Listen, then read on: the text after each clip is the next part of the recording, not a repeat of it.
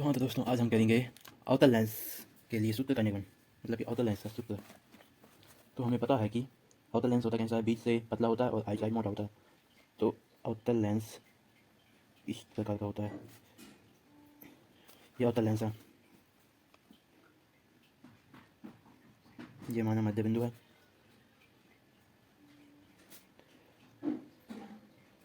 इसमें होता क्या है, अगर यहाँ पर कोई वस्तु रखते हैं, माना ए बी हमने यहाँ पर रखा मिरर के सामने, तो एक किरण ऐसे निकलेगी और यहाँ से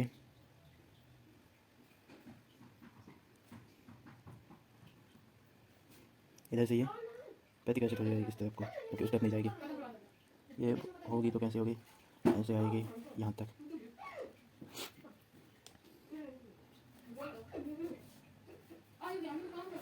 और यहाँ से ये केंद्र बिंदु से गुजरती है ये बिंदु,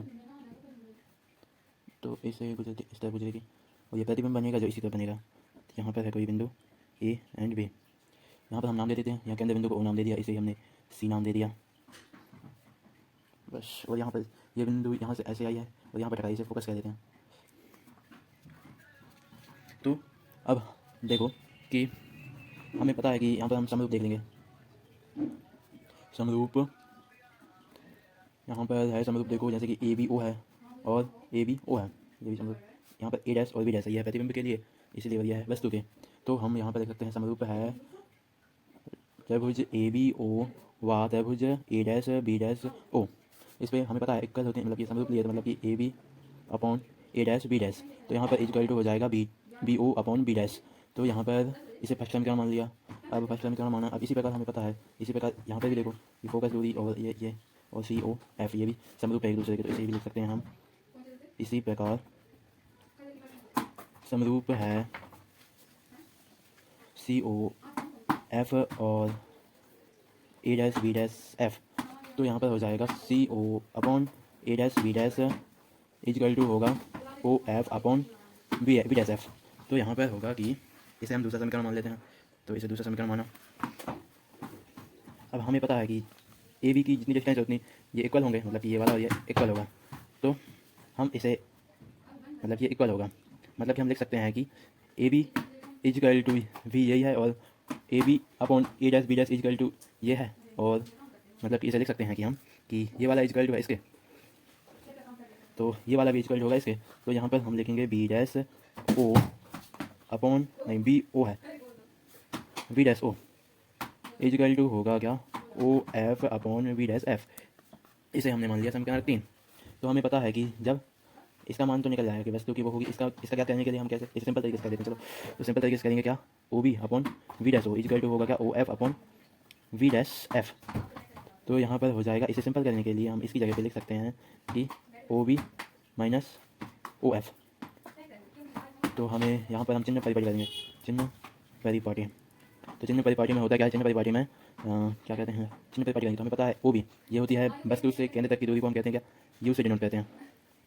बी ओ इजकल टू हो गया, इस तरफ है ये दूरी, इस तरफ है इसलिए माइनस यू हो जाएगा। V dash O equal to हो जाएगा क्या, v dash O, v dash O ये है वी डैश, यहाँ तक की दूरी क्या भी, और इसी तरफ है इसलिए ये भी आएगी क्या माइनस भी।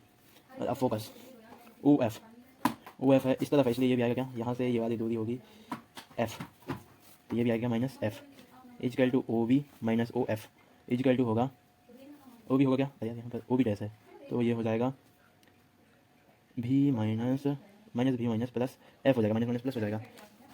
इसे हम अब यहाँ पर लिख देंगे इन मानों को समीकरण 3 में रखने पर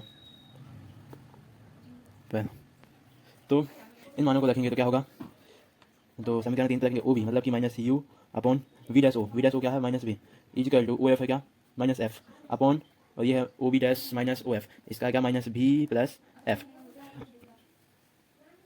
तो हम देखिए ये ऊपर वाले से नीचे वाला माइनस आ जाएगा, ऐसे हटा दिए सिंपल। अब हमें पता है इसका इजकल टू, तो इसका इस पर मल्टीप्लाई होगा, इसका इस पर कर देते हैं। चलो माइनस यू माइनस नहीं अब तो हट गया, तो यू मल्टीप्लाई करेंगे यू प्लस यहाँ पर भी है मेरे भाई क्योंकि ये भी है ना, यू भी अरे यार यू एफ नहीं भी एफ, और यहाँ पर होगा इजकल टू यू एफ, अरे यार भी है यहाँ पर ये वाला भी, तो यहाँ पर होगा वी एफ। तो हमें पता है, हम जानते हैं कि इसका मल्टीप्लाई इस पर करेंगे तो लगेगा u v plus u f is equal to होगा वी एफ। तो अब हम यहीं पर बता देते हैं। तो इसे हम एफ वालों को एक तरफ कर देते हैं और वो वालों को एक तरफ। तो यू वी इसी तरफ रहेगा और ये वाला एफ को उस तरफ भेज देंगे, तो इसे इस तरफ भेज देंगे तो हो जाएगा यू एफ।